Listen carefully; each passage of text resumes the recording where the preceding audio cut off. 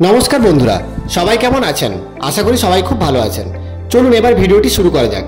আচ্ছা, আপনারা সবাই আমাদের ভিডিও দেখছেন তো?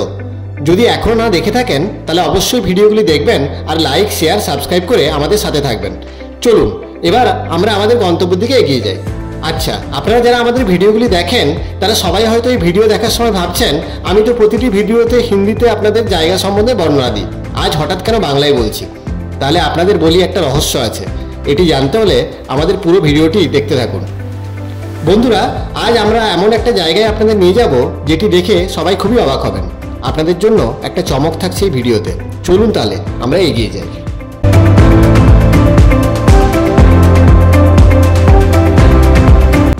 আচ্ছা, এবার বলি, আমরা আজ গাড়ি করে বেরিয়ে পড়েছি লখনৌ শহরের এমন একটি রেস্তোরাঁর উদ্দেশ্যে যেটি আমাদের আজকের ভিডিওর মূল আকর্ষণ।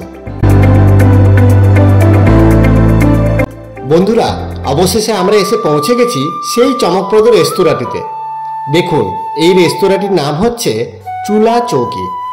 আচ্ছা, নামটা শুনে কিছু আন্দাজ করতে পারছেন রেস্তোরাঁটি কেমন হতে পারে? এবার আপনাদের রেস্তোরাঁটি ঘুরিয়ে দেখাতে দেখাতে বলছি, শুনুন। এটি এমন একটি রেস্তোরাঁ যেখানে এলে আপনারা খুঁজে পাবেন আপনাদের সেই পুরনো সাদামাটা অথচ ভালোবাসা আর যত্নে মোড়া সেই গ্রাম্য পরিবেশকে। রেস্তোরাঁটির প্রতিটি দেওয়ালে চিত্রাঙ্কনে, দরজায়, জানলায়, বাসনপত্রে, এমনকি খাবারের মধ্যেও আপনারা মাটির ছোঁয়া পাবেন, যা দেখার পর আপনাদের মন তো ভরে গিয়েছিল। সব থেকে ভালো লেগেছিল লখনৌর মতো শহরে এসে বাংলার এই অপূর্ব সৌন্দর্যকে ফুটিয়ে তুলতে দেখে। সত্যি কথা বলতে, আমরা যারা বাংলার সন্তান তারা হয়তো কর্মসূত্রে অনেকেই বাইরে থাকি, কিন্তু কোথাও গিয়ে নিজেদের বাংলাকে ভুলতে পারি না। তাই হঠাৎ যদি বাইরে থেকেও এমন একটা রেস্তোরাঁর খোঁজ পায়, কার না ভালো লাগে বলুন তো? চলুন এবার রেস্তোরাঁটি একটু আপনাদের ঘুরিয়ে দেখায়। এই দেখুন, রেস্তোরাঁটি সবুজ গাছপালায় ঘেরা। মনে হচ্ছে যেন গ্রামের পরিবেশে সবুজ গাছপালায় ঘেরা একটি মাটির বাড়ি। রেস্তোরাঁটি ঢোকার সময় প্রথমেই দেখবেন তুলসী মঞ্চ। আমরা সবাই জানি আমাদের হিন্দুদের প্রতিটি বাড়িতে তুলসী মঞ্চ কতটা গুরুত্বপূর্ণ। সকাল সন্ধ্যা তুলসী দেবীর আরাধনা ছাড়া আর তুলসীপত্র ঈশ্বরের উদ্দেশ্যে অর্পণ করে আমাদের দিন শুরু হয়। এখানেও প্রবেশের পূর্বে কি সুন্দর তুলসী মঞ্চ তৈরি করা হয়েছে এবং পুরোটাই মাটির তৈরি। এবার দেখুন, রেস্তোরাঁটির উপরের দিকে যে সিলিংটি তৈরি করা হয়েছে সেটি পুরোটাই বাঁশের তৈরি, সাথে দেওয়ালেও বিভিন্ন রং দিয়ে সাজানো হয়েছে। সব থেকে সুন্দর যেটি লাগলো সেটি হলো এখানকার হ্যারিকেন, লম্ফ আর দেওয়ালের চিত্রাঙ্কনগুলি। দেখুন কি সুন্দর লাগছে এই হ্যারিকেন আর লম্ফগুলি। রেস্তোরাঁটির ডান পাশে দেখবেন একটি কুয়ো আছে। এক একটি কলঙ্গায় কি সুন্দর একটি করে লম্ফ রাখা হয়েছে। অসাধারণ একটি সাজসজ্জা। দেয়ালেও দেখুন কি সুন্দর একটি করে চিত্রাঙ্কন করা হয়েছে, যেখানে গ্রাম্য পরিবেশ, গরুর গাড়ি, গ্রামের মানুষদের ফুটিয়ে তোলা হয়েছে। খুবই সুন্দর লাগছে।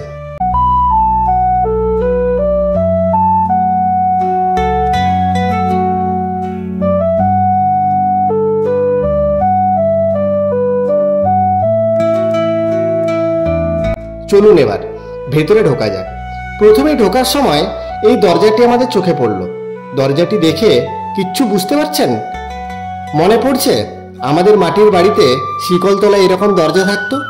এখনো কিছু কিছু মাটির বাড়িতে দেখা যায়, খুবই ভালো লাগে। সত্যি কথা বলতে কি, আমার তো মনে হয় মাটির বাড়িগুলি যে পরিমাণ শান্তি, আনন্দ খুঁজে পাওয়া যায় সেগুলি বোধহয় এই অত্যাধুনিক বাড়িতেও নেই। চলুন এবার এগোনো যাক। এই দেখুন, গ্রামের দিকে রুদ্রাক্ষের মালা পরা নামাবলী ধারণকারী যেরকম পুরোহিত দেখা যায়, এই মূর্তিটি ঠিক সেরকমই লাগছে। সাথে দেওয়ালগুলিতে নানা রকম চিত্রাঙ্কন করা। এমনকি সব থেকে আশ্চর্যের ব্যাপার, ওয়াশরুম থেকে আগে যাকে কলঘর বলতো সেটিও খড়ের ছাউনি দিয়ে মাটির তৈরি, মড়াইয়ের মতো দেখতে। বাম দিকে রয়েছে এই রেস্তোরাঁর পাকশালা, সাথে সুন্দর সুন্দর নানা রঙের লম্ফ।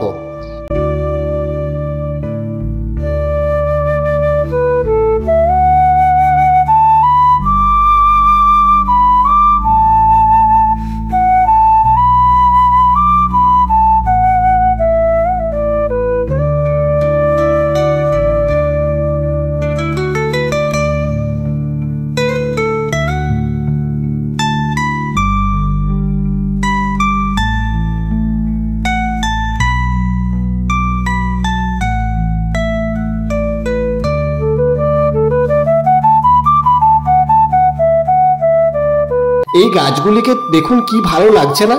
মনে হচ্ছে এই গাছতলায় মাটির বাড়ি, সাথে আবার সেই দিন বেলুন দিয়ে সাজানোও ছিল। দেখুন তো কি ভালো লাগছিল। এই হচ্ছে রান্নাঘর, মানে পাকশালা।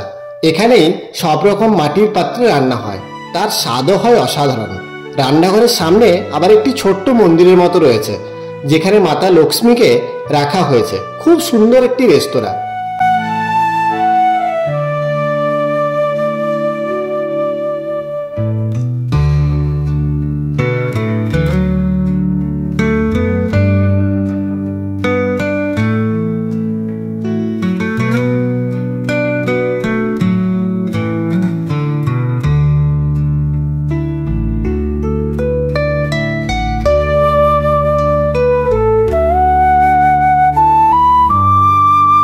দেখুন, সিঁড়িটাও বাঁশের তৈরি। এখানে আবার খড় ও বাঁশ দিয়ে সাজানো হয়েছে।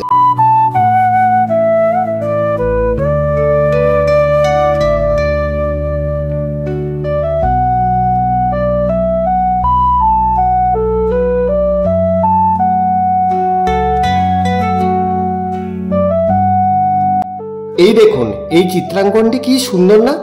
পালকি করে বেহারা বউ নিয়ে যাচ্ছে। এছাড়াও দেয়ালে নানা রকম চিত্র অঙ্কন করা হয়েছে।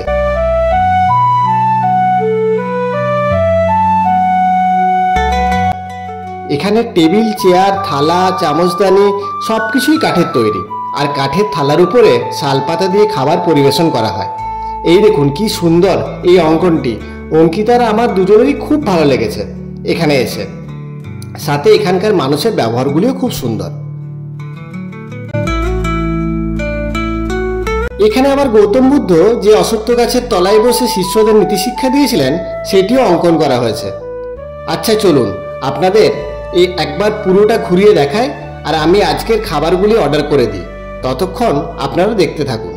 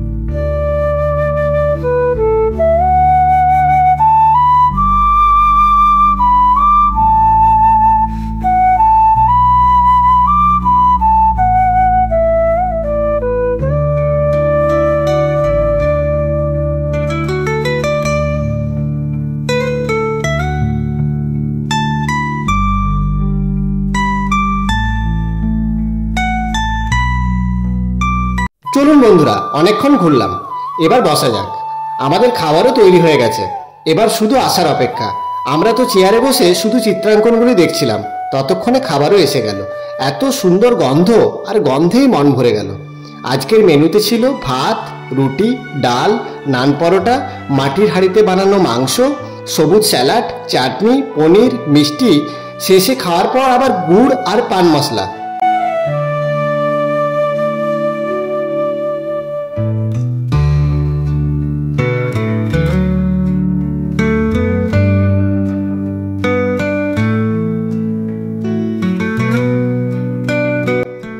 চলুন এবার খাওয়া দাওয়া করা যাক। আপনারা যদি আমাদের মতো এই মাটির পাত্রে রান্না করা খাবার খেতে চান, তাহলে অবশ্যই এখানে চলে আসুন। তার সাথে লখনৌ শহরটিতে বেশ কিছু ঘোরার জায়গা রয়েছে, সেটিও ঘুরে দেখতে পারেন আপনারা। সাথে এখানে বিখ্যাত লখনৌ চিকনকারির মার্কেট থেকে চিকনকারি সালোয়ার আর স্যুটও নিতে পারেন। তাই অবশ্যই একবার ঘুরে যান লখনৌ থেকে। আর লখনৌ শহরের ব্যাপারে আরও কিছু যদি জানতে চান, আমাদের ভিডিও রয়েছে, সেগুলি অবশ্যই দেখবেন। আর অনেক অনেক ভালোবাসা দিয়ে আমাদের পাশে থাকবেন। সবাই ভালো থাকবেন। নমস্কার, শুভরাত্রি।